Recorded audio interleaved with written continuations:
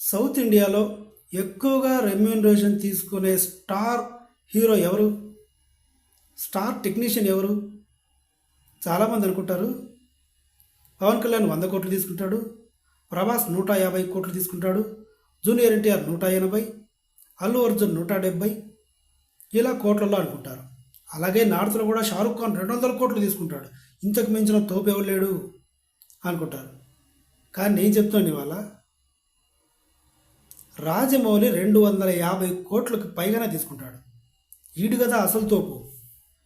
అసలు south India అయినా, north India అయినా, డైరెక్టర్ అయినా, కెమెరామెన్ అయినా, హీరోయిన్ అయినా ఒక సినిమా ఇండస్ట్రీకి సంబంధించిన వ్యక్తి, హీరో కావచ్చు, డైరెక్టర్ కావచ్చు, దాదాపుగా 300 కోట్లు అంటే ఇంకేముంది.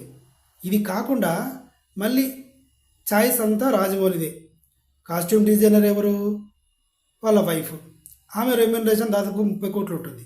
అంటే 250 కోట్లు రాజమౌళి గారు, 30 కోట్లు అక్కాయి, మొత్తం 280 కోట్లు. వీళ్ళ అబ్బాయి రాజమౌళి గారి కొడుకు కో డైరెక్టర్గా ఉంటాడు. ఈసారి కూడా 30 కోట్లు, పోనీ 10 కోట్లు వేసుకుందాం. అక్కడ 280, ఇది ఒక 10 కోట్లు, 290 కోట్లు. ఖచ్చితంగా కీరవాణి గారే మ్యూజిక్ డైరెక్టర్. కీరవాణి గారు ఖచ్చితంగా ఒక 70 కోట్లు, 70 కోట్లు ఉంటుంది అనుకుంటా. పోనీ 40 వేసుకుందాం, 330 కోట్లు దాదాపుగా ఈ ఫ్యామిలీ బడ్జెటే.